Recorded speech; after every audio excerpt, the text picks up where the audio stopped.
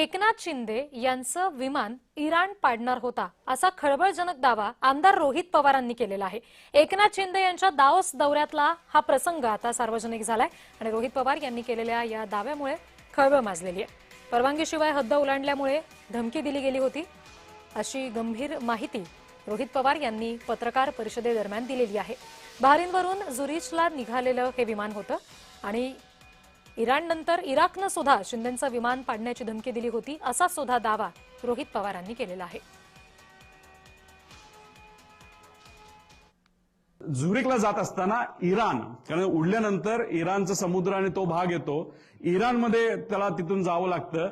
इराणच्या देशाने म्हणजे आता इराण आता वॉरमध्ये आहे, तुम्हाला माहितीये की त्या विमानाला जवळ जाऊन आम्हाला जे कळालेलं आहे कदाचित दुसरे फायटर जेट सुद्धा तिथे आले होते आणि त्यांनी सांगितलं होतं तुम्ही जर आत्ताच्या आत्ता नाही वळला तर तुमचं विमान आम्ही पाडू।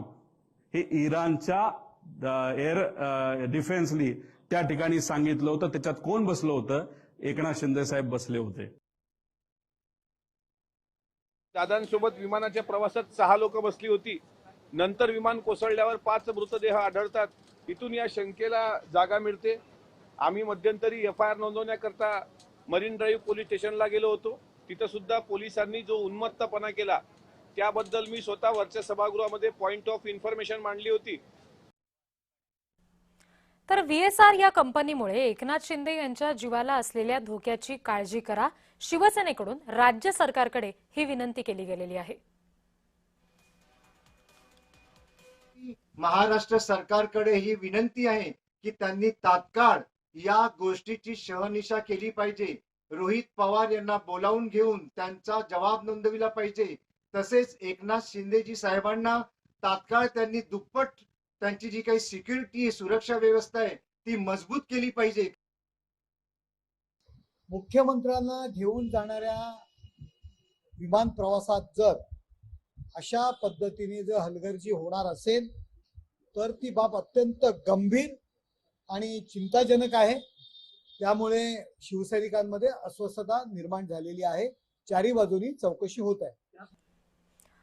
या संदर्भात आपण अधिक तपशील घेणार आहोत। प्रतिनिधी कुणाल भोईटे सध्या आपल्याशी जोडले गेलेले आहेत।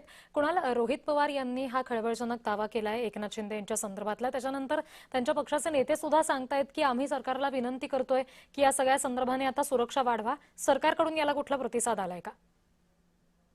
अद्याप कोणत्याही प्रकारचा प्रतिसाद जरी आलेला नसला तरी सुद्धा अजित पवार यांचं निधन होऊन 1 महिना उलटून गेलेला आहे। मात्र कोणत्याही प्रकारची कारवाई किंवा जो काही त्या ठिकाणी जाच सुरू आहे किंवा जी काही चौकशी सुरू आहे याचा अहवाल अजूनपर्यंत कुठेही त्याच्यामध्ये स्पष्टता दिसून येत नाही। याचमुळे रोहित पवार हे वारंवार पत्रकार परिषद घेताना पाहायला मिळतात। मात्र या पत्रकार परिषदेमध्ये सध्याचे उपमुख्यमंत्री आणि माजी मुख्यमंत्री एकनाथ शिंदे यांच्या संदर्भातला किंवा यांच्या सोबत घडलेला एक किस्सा खळबळ माजवतोय। संपूर्ण राजकीय वर्तुळामध्ये याची चर्चा होताना पाहायला मिळते।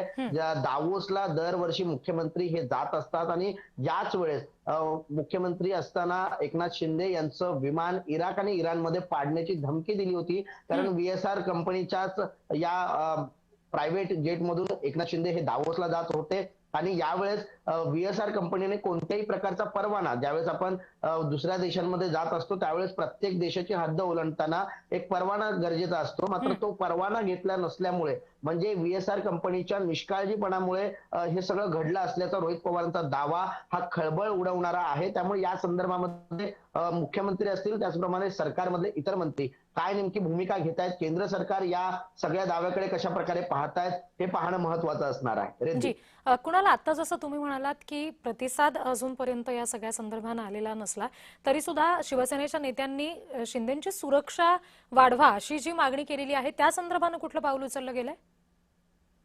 या संदर्भात देखील अजून कोणतेही पाऊल उचललं गेलेलं नाहीये। मात्र शिवसेनेच्या नेत्यांकडून काळजी व्यक्त करण्यात आलेली आहे। शिवसैनिकांमध्ये अस्वस्थता निर्माण झाली असल्याचं देखील खासदार नरेश म्हस्के यांनी सांगितलेलं आहे। त्याचप्रमाणे या सगळ्या संदर्भामध्ये शिंदेच काय ते स्पष्टपणे बोलतील असं देखील काही शिवसैनिकांनी सांगितलेलं आहे। त्यामुळे एकनाथ शिंदे हे माध्यमांसमोर आल्यानंतर नेमका काय प्रकार घडला होता याची स्पष्टता माध्यमांसमोर येईल।